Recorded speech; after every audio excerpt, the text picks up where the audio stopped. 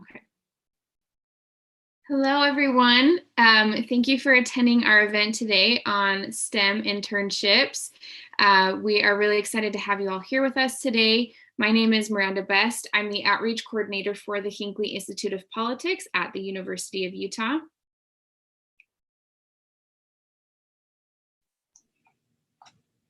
And I have with me Jacqueline Broida. I'll let her introduce herself. Hello, everyone. I'm Jacqueline, and I am the Internship Coordinator with the College of Science and the College of Mines and Earth Sciences. And so Jacqueline and I were really excited to put this event together. We want to help students within the College of Mines and Earth Science and the College of Science and anywhere else on campus who has a STEM-related major learn about how they can get involved in internships through the Hinckley Institute or other avenues around campus or in the community. And so we have brought some community partners that we work with at the Hinckley Institute to participate in this panel today to discuss potential internship opportunities for you all as students. So we have Todd Marks, who is the Acting Assistant Field Manager for the Bureau of Land Management. We have Guy Peleas, who is the Education Program Specialist at the Governor's Office of Energy Development. So we'll let both of them introduce themselves a little bit more in depth and give a background on their work experience and professional development. Yeah, I'm Todd Marks. As Miranda said, I'm currently Acting Assistant Field Manager for Non-Renewable Resources at the BLM Salt Lake Field Office. I've been with the BLM and Salt Lake Field Office for about a little over 2 years now. Prior to that, I worked in private industry for Rio Tinto, their exploration firm. So I did that for 6 years, working all over the Western US, doing exploration for mineral deposits. And since landing at the BLM, I've started out as geologist and minerals program lead, and did that for a little over a year and a half before transitioning to the assistant field manager role. Thanks, Todd. I'm Guy Peleas, and I'm a graduate of the University of Utah. I actually participated in the Hinckley National Internship in 2017 in Washington, D.C. I was a development intern at the Environmental Energy and Study Institute, and then I came back home and started an internship with the Governor's Office of Energy Development, which is where I work now. The Governor's Office of Energy Development was founded by Governor Gary Herbert about 10 years ago, and the purpose of our office is just to encourage fruitful and sustainable energy development across the state and make sure our energy economy is thriving. Great. Thank you both for giving us a little background about your work experience. I think it's really helpful for students to see how they can apply their careers or their academic interests into an actual job. So we're going to delve a little bit more into this and how students can prepare themselves to work in these offices and get some interest in these internships. So I'd like for each of you to delve a little bit deeper into explaining what sort of work does your office do, and then after that, give us an idea of what type of work an intern would typically do working with your office. So I can go first. At the BLM Salt Lake Field Office, our team, specifically the mineral side, works really, our primary goal is to process and do permitting and compliance for various types of minerals authorizations. So that's hard rock mining, sand and gravel mining. We also manage Intrepid Wendover, so a big potash mine there. Also energy as well, oil and gas, geothermal, although there's not very much in the way of those resources within our field office. So typically we interface with the public. They come to us with a proposal. We help them refine their application. Once that's done, then we go through and we do all of the environmental compliance. So the National Environmental Policy Act generally dictates we do some sort of compliance, whether that be environmental assessment or environmental impact statement, or a couple other options we have. And then once that's complete, the project's considered authorized. And then we go into a compliance phase where basically we're monitoring everything the operator does to make sure they're complying with their operating plans and, with the regulations that are set forth. And those types of projects can last anywhere from months to years to decades. So we've got a lot of projects that have been around, since the 80s or more that are still in operation. So it's a little interesting sometimes dealing with some of these older projects that have old plans and trying to maybe get them up to snuff. But yeah, it's an enjoyable job. Yeah, so the Governor's Office of Energy Development houses the State Energy Program, which is the team that I work for. And the State Energy Program is financed by the Department of Energy.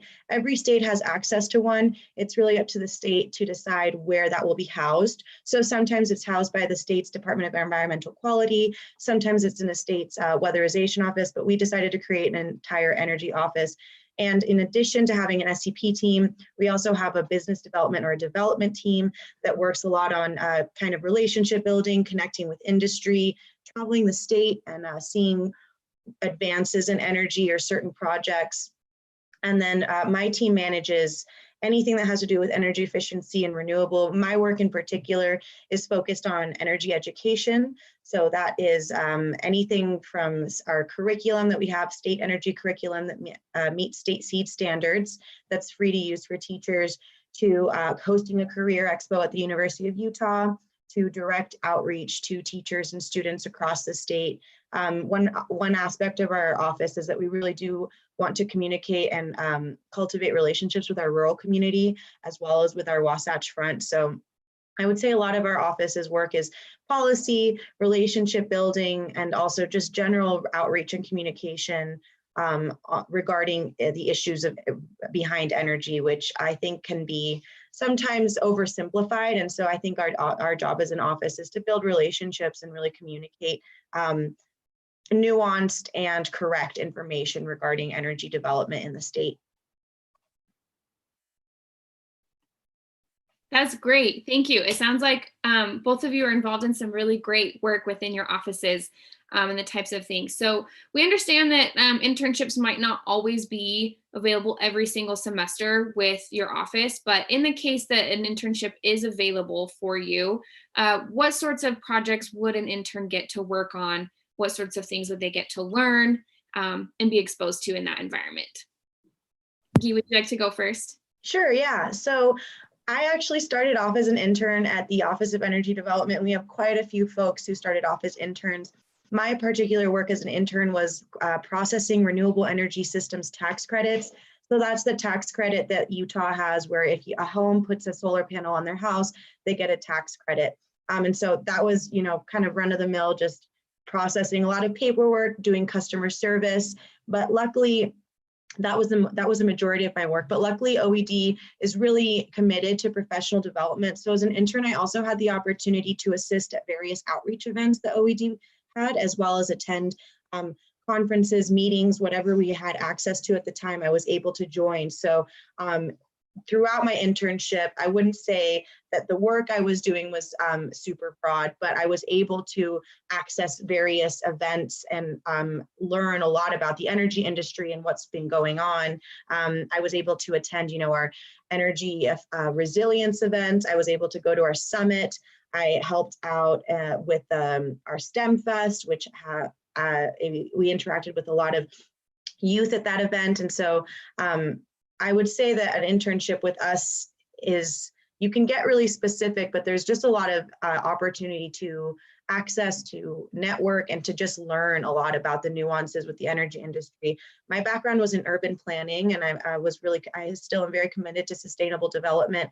And I think that I wasn't super aware of the nuances and a lot of the complexities within the energy industry, and how even within renewable energy, there's a lot of connections to traditional sources of energy and to mining. And our office really showed me that those nuances and the complexities. And so I was really appreciative of that, because I think it brought back a little bit what I needed to focus on, which is, I think, again, relationship building and always understanding that there's lots of different components to whatever movement or to whatever collective goal you would like to have. And then on top of that, we also do have a legislative intern that comes every January, and they assist with our legislative session is very short. And so they help with briefings, they help figure out what legislation we should be looking for. That's a really interesting internship. And I would say four out of the five colleagues I work with on my specific SCP team were actually interns at one point with OED. That sounds amazing. Thank you, Guy, for sharing that and your personal intern experience and how that led you to where you are. And I think it gives students a better idea of what they could see themselves doing at OED in the future. So Todd, go ahead and tell us about what an intern could look like at BLM and what sort of learning objectives they could come away with. Yeah, I think ultimately it really would kind of depend on what the intern's strengths are. We have a wide variety of options to really go with at our office. A little bit of background: the Salt Lake Field office actually went for about a period of a year, a little over a year, where we did not actually have a geologist on staff. So we have a huge backlog of stuff that just didn't get done, and we're still trying to catch up on a lot of that. So, I could really envision an intern coming in, taking on one of these backlog projects, maybe going out and doing, compliance inspections of these old historic gravel pits we have all across the West Desert. Get to see some really cool terrain, some really cool geology as far as that goes. Really help us inventory and catalog and come up with recommendations. Should we really keep these sites on the books? Do we think there's enough material left?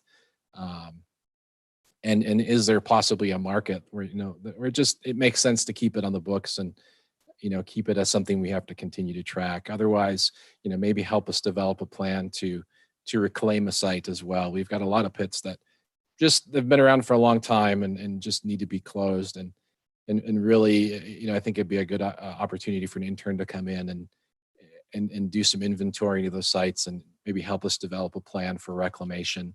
So in fact, I think we've looked at some partnerships with other universities in the area as well with those kind of things. GIS is obviously really big in what we do. So if somebody has a strong GIS background, we're always looking for ways to improve our GIS data sets.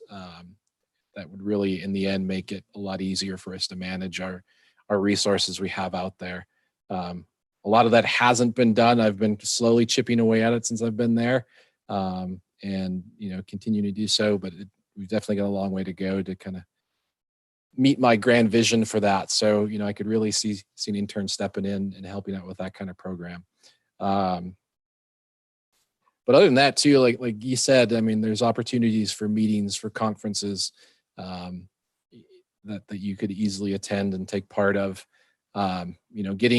Getting somebody involved in the NEPA process, well, that might be a little complex for an intern, but getting them involved and being able to observe and maybe provide some input as far as that goes, I think would be really valuable. Not only do you get to understand your own resource, but so many other resources as well, whether they be biological or cultural or recreation. At the BLM, we're kind of a multiple use agency, so we're tasked with developing our lands for multiple uses, not just single things. And that can be challenging, but it's also pretty fun as well. It never gets old. So.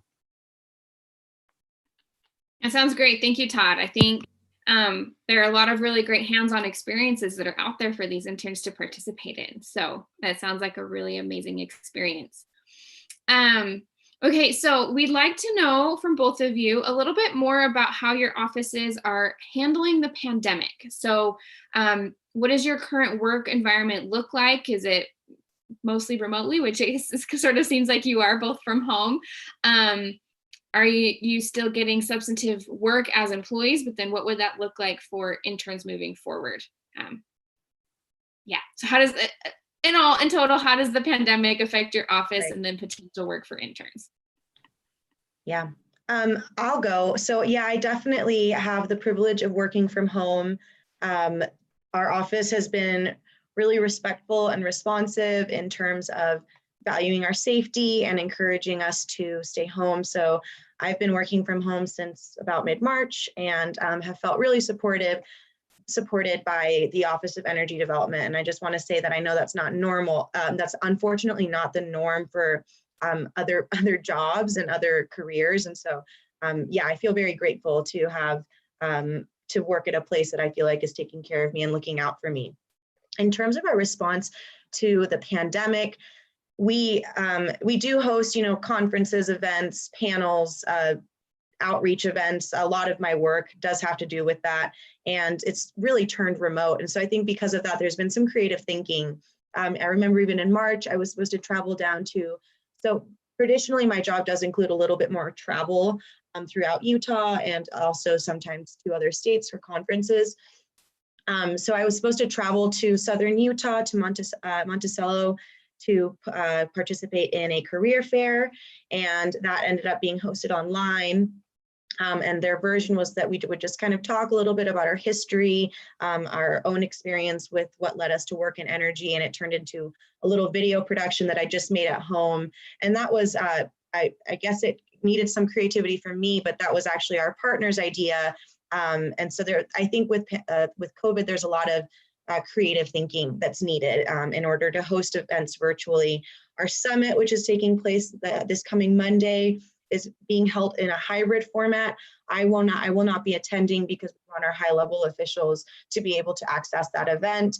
And so it's going to be, there's going to be temperature checks and masks and all that stuff, but it's also going to be available virtually. So I'll be attending that all day virtually, whereas normally it was, wake up at 5 o'clock in the morning and spend the whole day until 7 o'clock at the summit. And it was a really fun event, and it was just nice to represent the office and go there to learn.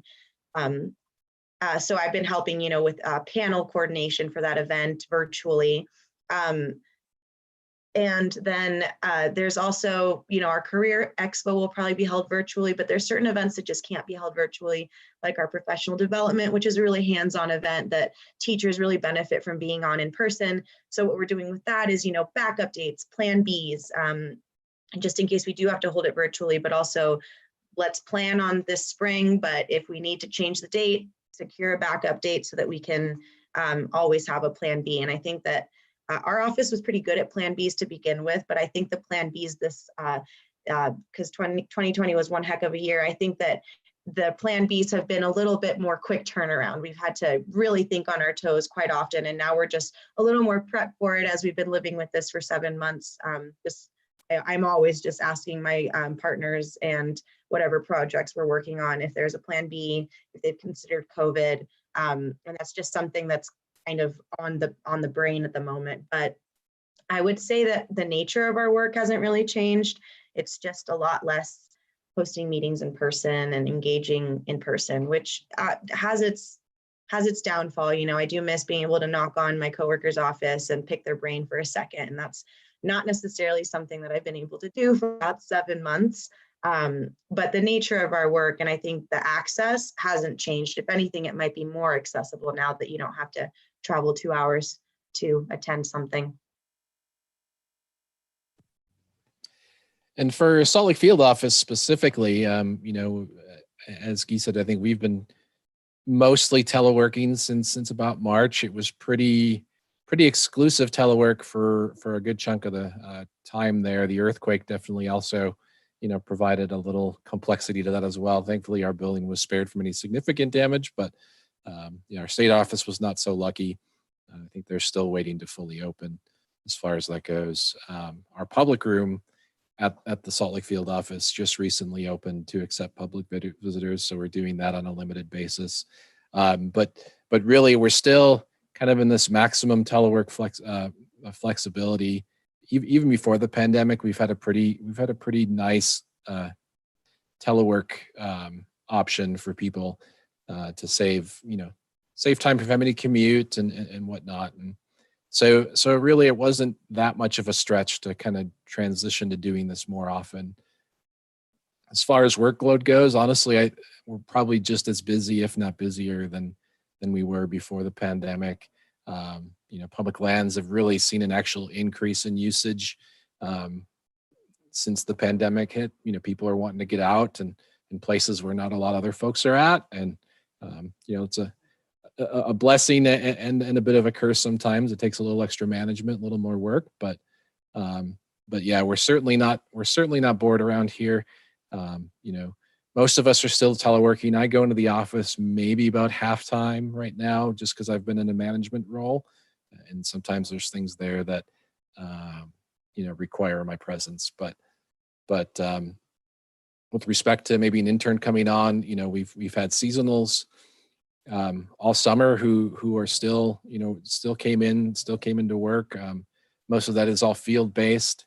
And that's the other great part of our job, is going in the field. That's like the best place to be right now. So, our field work hasn't slowed down either. I've still been able to get out the field, at least a few times a month. Less now in the management role, but our specialists are probably out, at least once a week, if not more, doing their job, managing their resources. So, I think all in all, we've handled it really well. Like I said, it wasn't too much of a transition for us, being we had a pretty nice telework system in place before. I think we've adapted really well, taken advantage of the technology, and if anything, I think we've become more productive. That's great. It sounds like both offices have done a really great job at managing the pandemic and providing safety and protocols and things like that for their employees and for incoming interns as well. So that's really good to hear. I'm glad. So if an intern decided they were interested in applying for your office, what skills would they need or would make them more desirable as a candidate to be an internship in your office? And then along with that, what can students do to best prepare themselves to apply for an internship with your organization?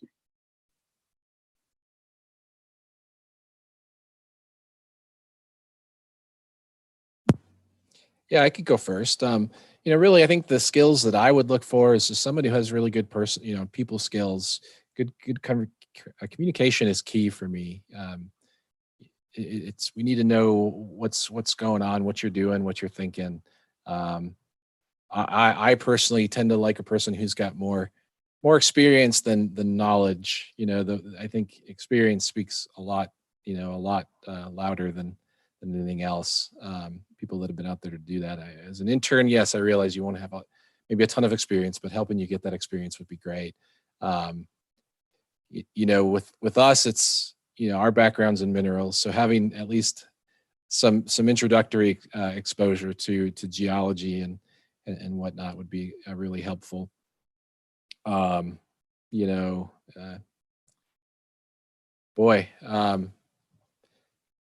think for me, just an enthusiasm, good communication skills, willingness to learn, do new things. That's kind of what I would look for.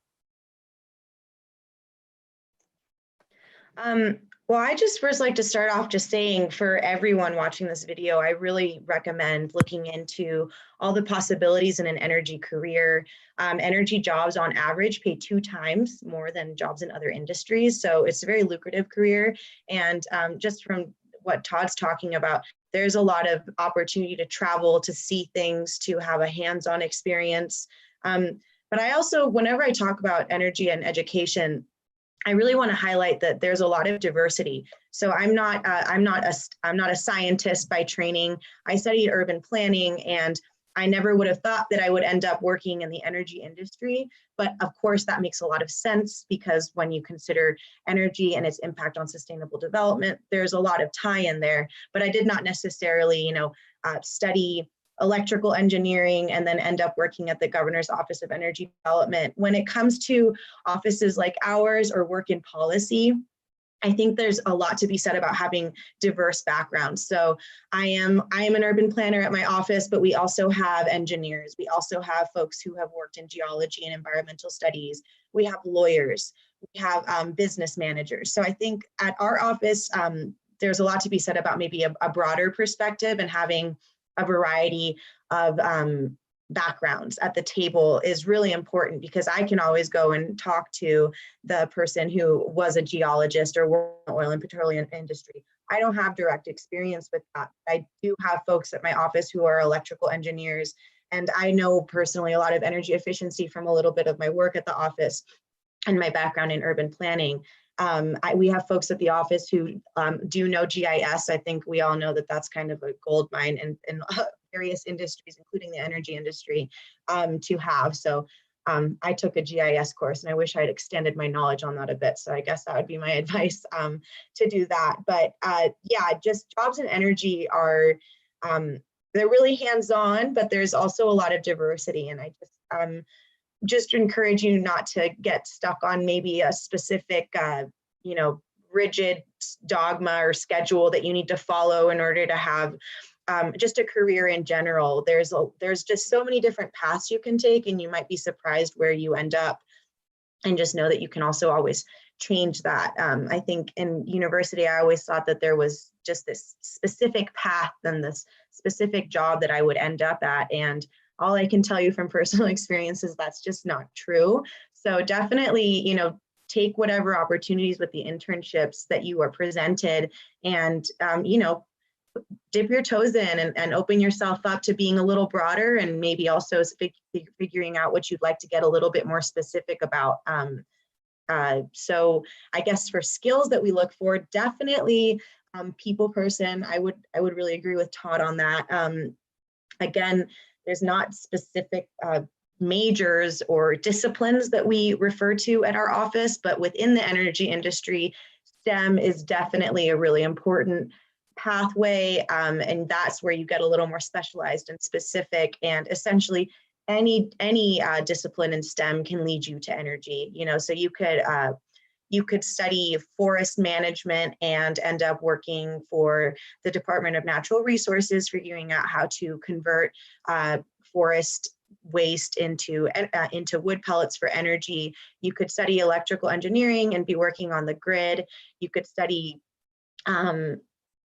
biology and figure out new technologies for biomass energy. So there's just a lot of pathways. So in general, whatever you're studying, definitely see how it ties into energy, and how you could get a great gig out of that, and also contribute to something that our society needs and really benefits from. Thank you, Guy, for that. And Todd, too, I think you both mentioned some really important points that, maybe your major doesn't necessarily count, or like it's not the most important thing, right? We care about students who are eager and willing to learn and just will put themselves out there and be friendly and happy to work. So I think that's really important for students to realize, like, you don't have to fulfill 5 different requirements in order to get an internship, right? Demonstrate that you just want to be there and you want to learn and work hard. So thank you so much for bringing that up. Guy started getting into this already, so I appreciate this is like the perfect transition. So what are some common career paths in your field, right? So Guy talked a little bit how energy can translate into a bunch of different fields. So we have students tuning in from a variety of majors: geology, chemistry, physics, biology, mining, engineering, right? They'll be all over the place who are watching this. So whether it's getting into energy or some other sort of career path in this field, what are some other options that students can be aware of that they can explore? Todd, do you want to go first? Yeah, I can do that. Sure. With my background, geology, there's so many different things you can do. When I started out in the mineral exploration industry, I started out with the guy who got his master's in limnology, so studying lake sediments, and there he was, exploring for copper deposits. A little different, but yeah, mining and oil and gas and all that's the obvious ones, right? Environmental consulting is another one. There's consulting firms all over the country that are looking for not just geologists but scientists in general to really help companies develop their projects and go through the permitting process and whatnot. On the BLM we work with a lot of those environmental consulting companies on behalf of the actual people who are wanting to do the work. You know, they do the environmental compliance and so on and so forth. So let me see what else we've got. So oil and gas, mining, consulting. Boy, there's in my field, there's just so many different things you can end up doing. I mean, you could stay in academia if you wanted to. For me, you know, my path was a little, you know, started out in private industry, got laid off, and actually went and worked in a totally separate industry for a while. Got out of geology related stuff, and then came back to the BLM. So, you know, as Guy said, just take advantage of the opportunities you've got. You know, I think what's most important that is really just finding a way to apply your skills to really any task you do, whether it may not make obvious sense that that it would apply. So. Yeah, so in the energy industry, there's the production, and then there's the storage of energy, then there's the grid, then there's the export. So there's about, I don't know if I'm getting all 5 of them, but there's 5 different aspects in the energy industry that all have career prospects. So one that comes to mind that I love to talk about is you could be a reclamation biologist. So that you work directly with the mining industry to turn mine lands back into a usable condition. There's careers like obviously engineering, but what are you engineering? So there are folks that work to turn coal into coal to fiber products. So I don't know if you ever heard of carbon fiber. It's a really magnificent and really lightweight, super durable material that folks are used in anything from bicycle to medical equipment. For solar panels, you could be a grid technician. Well, just in general with electricity. So there's the grid, and that requires a lot of electrical engineering, but also you could be the person visioning this. You could be the person figuring out, what is this going to look like? Where are we headed? Do we need to make this more efficient? Do we need to increase our microgrids and people's access to that within the metropolitan region? It's just so hard to wind down onto one specific career, because there's really just a lot of diversity, both in the amount of resources, but there's also a lot of diversity in what part you're working. So are you working on the production of the energy, or how it's used, how it's stored, how it's delivered to folks? There's just a lot of variety in that. So I would maybe just consider thinking about maybe what your values are, how you would like to work. Are you trying to get your hands dirty? Are you trying to travel? Are you more interested in relationship building and policy making? And I think that will help guide you a little bit. But the one other thing I would recommend is looking at the U.S. Energy and Employment Report, which is a product by the National Association of State Energy Offices. And I'm happy to share that with you, Miranda, after. But this report really gives you a good glimpse into all of the opportunities, as well as some gaps, right? So there's obviously a gap with what industry needs versus what is being taught in schools or at universities. And so this might be a good way to figure out if there's a specific way you want to head, and also maybe there's some skills or knowledge that you'll want to embody before you focus on that specific career. But yeah, again, and I think Todd talked about this too, but there's just a lot of diversity. So I think it's all about what do you want? How do you want to work? And where do you want to go? And I think that can help you narrow it down a little bit.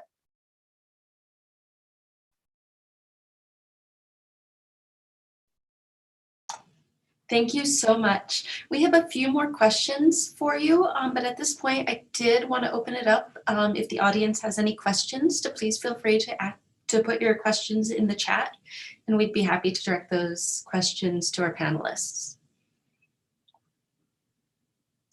Great, thank you, Jacqueline.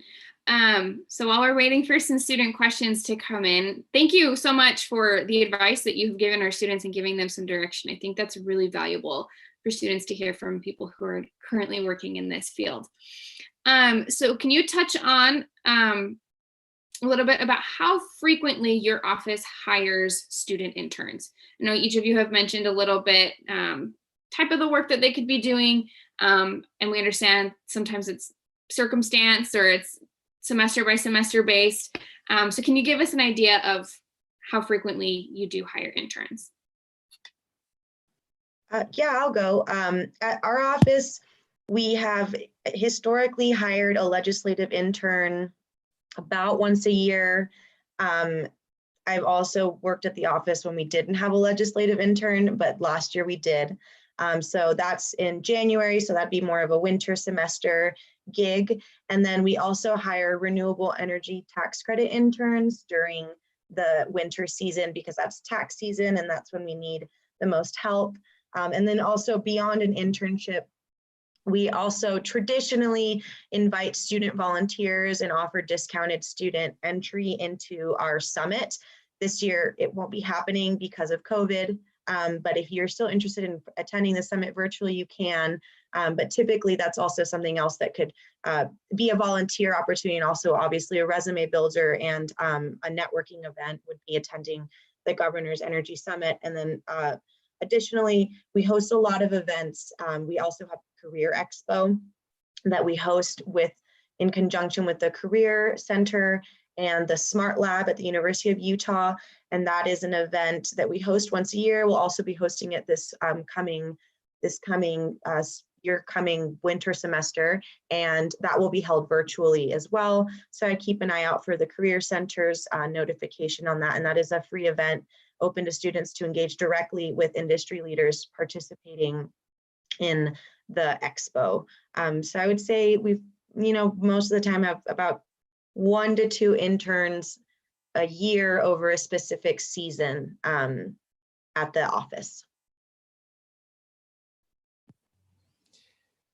And, from the BLM's perspective, I can really only speak to the last couple of years, but generally we've had a couple of interns across the entire office, every year. I believe our biologists actually had a Hinckley intern last fall before the pandemic and everything hit. And I think they worked on a GIS project with them. Our lands and realty program has had other interns come in. Our minerals program hasn't had a lot, but that's something, with my background is something I'm really looking forward to and hopefully taking advantage of that opportunity.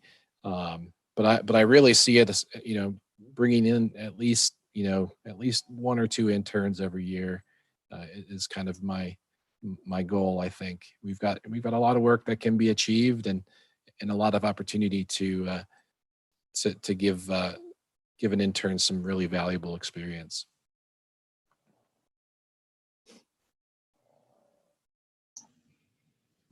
We had a couple questions come in. So I want to address this to all the panelists, but one student is curious if there are any computer engineering internship opportunities.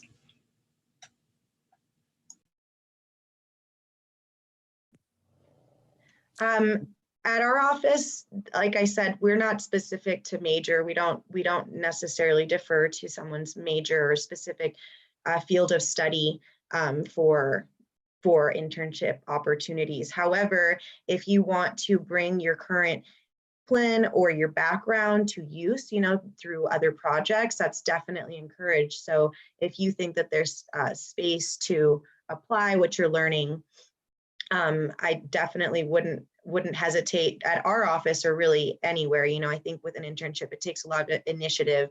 If you want to update something or streamline something, I definitely suggest suggesting it and seeing what other ways your background could be applied. I'll echo what Guy said there as well. I think, specific to computer engineering, I can't really think of anything off the top of my head, but I am all for getting creative and finding ways to take that skill set and apply it in a way that would, really benefit, what we do. I think there's probably a lot of opportunity there that we could, we could do something. So really, I think it would come down to just having a really good conversation and brainstorming session and seeing what kind of projects we can drum up.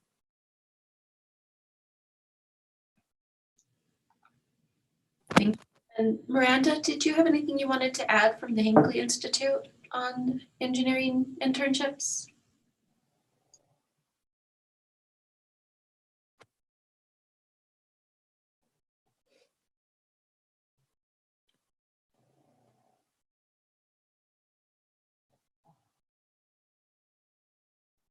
She might have froze up there, Jacqueline. All right, well, let's move on to our next question then. And we had someone ask, how does Utah feel towards nuclear energy? We have somebody who is studying mechanical engineering and would be interested in interning with that sort of industry. Yeah, I'll just say for the Governor's Office of Energy Development, we are an all of the above office. So that means that every resource that is available to us, we support its responsible and sustainable development. So, OED doesn't really take a stance for or against any source of energy. I do know that it's something that is being investigated a little bit more. If you're interested too in maybe more alternative sources of energy, I also highly recommend looking into hydrogen. That is something that I do know a lot of work is going into within our office and within Utah's energy economy, both in the sense of it being a fuel for vehicles, but also a way to store renewable energy. So I guess that's maybe my funky, cool, different alternative energy source that I do know Utah is working on. But in terms of renewable energy, I'm not certain about any in terms of nuclear energy, I'm not certain about any projects, but I do know that OED is not for or against any source in Utah. And so I guess that would be shaping the entire state's energy policy.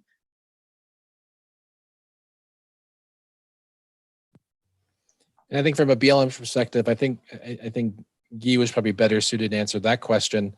I don't think we have a huge role to play as far as nuclear energy goes. I'm not even sure if our regulations would allow, to permit a nuclear energy site, on BLM lands. I know we do permitting for solar or wind powered sites, stuff like that. But I am not aware of any nuclear facilities permitted on BLM lands.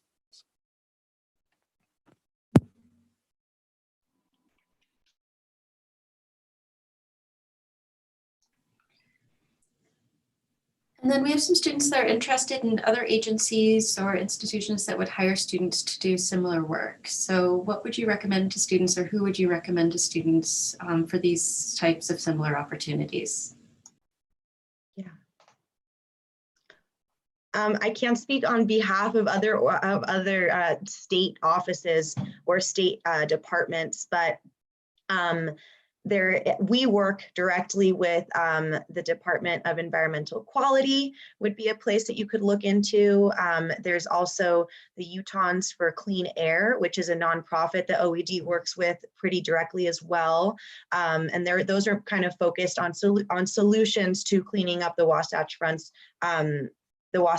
air quality, but it's a bipartisan, non-political organization. Well, I guess it is political because it's something that is sponsored by a lot of state departments and offices. So that would be an interesting place if you were interested in kind of seeing the convalescence of energy as well as air quality. In addition to that, there's also an organization called Utah Clean Cities, which also focuses on air quality and specifically transportation, which again relates to air quality. Again, I don't know if these folks are offering internships, but I do know that they're organizations to work with. There's also the Department of Emergency Management, which is a department that we work with really closely for emergency exercises to walk through what an earthquake impact would be on our energy infrastructure and how we would react to that. That might be another place to contact the Utah Division of Multicultural Affairs, as well as Energy Utah Clean Energy, focus on I guess a little bit more access and equity in regards to everything Utah, but Utah Division of Multicultural Affairs, you could, if you were interested a little bit more in the social justice aspects, as well as Utah Clean Energy. I know they do a lot of help with energy efficiency kits for low-income housing. The weatherization office might be another place. There's a lot of opportunity. I don't know if they're offering internships. I'm sure various, the partners I just said are, but again, just think about what it is you're trying to do. You know, even if you're an electrical engineer, are you interested in working for an internship or doing work that has issues that addresses issues of equity and diversity? There might be places for you to go that might not be specific to what you're studying. And just in my experience, I was an intern twice. I don't really, at least in my experience, they didn't really care what I was studying. I mean, obviously there needs to be some sort of relation, but it wasn't so much about what I was studying as much as what my goals were, what I was interested in. And I know I said a lot, so, but that's just some partners. And again, I don't know if they're offering internships. And you know, from our perspective, I know the BLM works with ACE, so the American Conservation Experience. We've hired interns, you know, for a lot of summer work through them. You know, other agencies that would hire internships, you know, a good place to go for those really would be USA Jobs. You know, those internships would be posted there. The BLM itself has what's called the direct hire authority program. So a lot of times what we will do is hire an intern to work for the summer. And then once they complete their degree, they actually have the ability to be directly hired into a role within their field. So it's a really good opportunity to take advantage of. You know, the pandemic's kind of put a cramp on that program a bit. I'm not sure I don't think it's going to be going forward this year, but it's definitely something to keep an eye on. But from the federal government perspective, you know, USA Jobs a good place to keep an eye out for internships that are hired directly by the agency. The other one that we deal with regularly is American Conservation Experience. So. That's great. Thank you so much for giving our students some other ideas of places that they could get connected with. The Hinckley Institute does have other partners outside of just the two amazing panelists that we've had today. So I do want to show students like what that looks like. How can you navigate our website and what our internships look like? Before I get into that though, Jacqueline, do we have any other questions from students? I haven't seen anything come in since the last one. Okay, awesome. Well, then I'd like to take a little bit of time to show students how the Hinckley programs work and how you can navigate things on our website. So the Hinckley Institute has hundreds of partnerships in Utah, DC, and abroad. And so we serve as a resource to help students find these internships. Instead of you trying to go find something on your own, we have these partners that work with the Hinckley to take students. Our internships are available every semester. From there, it then depends on the partner's availability, things like that, but we do work with students fall, spring, and summer. Our internships do count for course credit, which is awesome. So students are getting to have these internship experiences that count towards their graduation track. You just work with your advisor to figure out where those internship credits count towards. They'll most likely go towards upper division elective credits. So keep that in mind as you're planning out your academic career. And then from there, our applications are typically due 1 or 2 semesters ahead of when you would want to actually do your internship. So we actually just closed our spring applications not too long ago. If you're in a position where it's like you're graduating in the spring and you really need an internship, email me and we'll see what we can figure out. But it's most likely now we're in the point where we are now accepting applications for next summer. So where you'll find those applications is you'll come to our internships page, and then you can decide which program you want to apply for. So local, national, global, or legislative.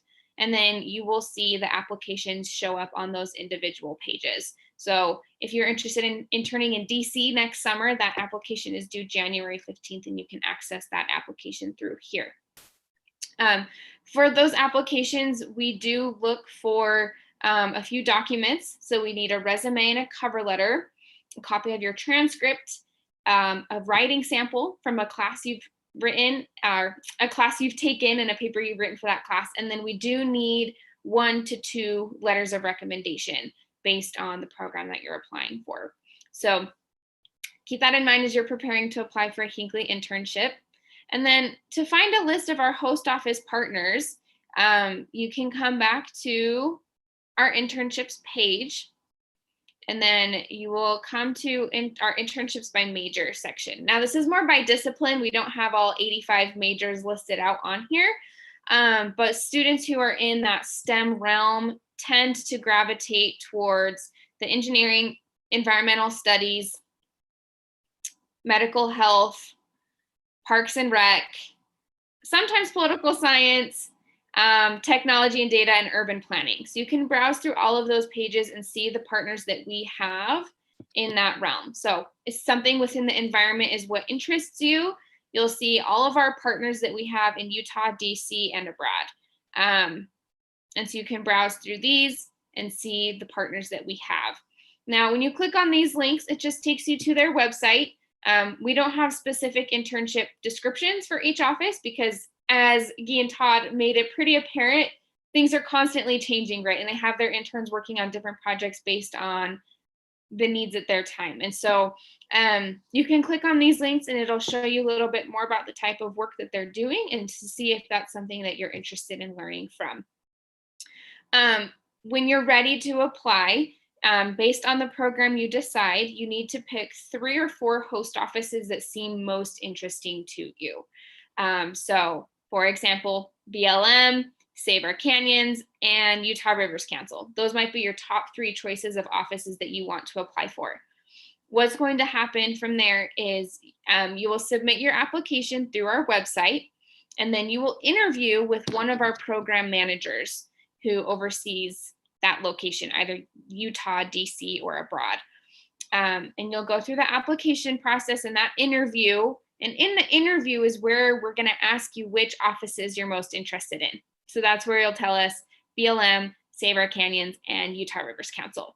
And so then we connect you with our contacts at those offices, and you go through an additional round of interviews with those offices to then determine who would like to take you as their intern. So this is where it's important to have your options, so that it's more likely you'll be given an offer with one of our partners rather than putting all of your eggs in one basket and hoping that that one place will take you. And so as long as students are flexible, like Guy and Todd both mentioned, if you're just willing to learn and put yourself out there and be in whatever environment that will give you a great experience, it's more likely that we'll get you placed into an internship. So be diligent, right? Pick your top choices and we'll work our best to get you placed into one of those. But in the case that those don't work out, be flexible, give us some more options, and we'll keep working with you until we get you placed into an internship with one of our partners. So that was a pretty brief overview. Are there any questions? And you can put these in the chat. Are there any questions about the application or the interview processes with the Hinckley Institute?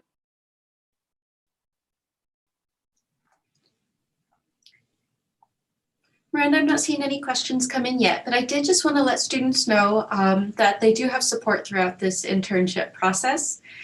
Hinckley will help you with that application and with your documents, so you're not necessarily going in alone. And then you also have resources with your colleges and with our Career and Professional Development Center on campus. So if you're worried about getting your application ready or even some of those initial steps, please come talk to your internship coordinator or the Career and Professional Development Center, or let somebody at Hinckley know so that they can help you with that initial process.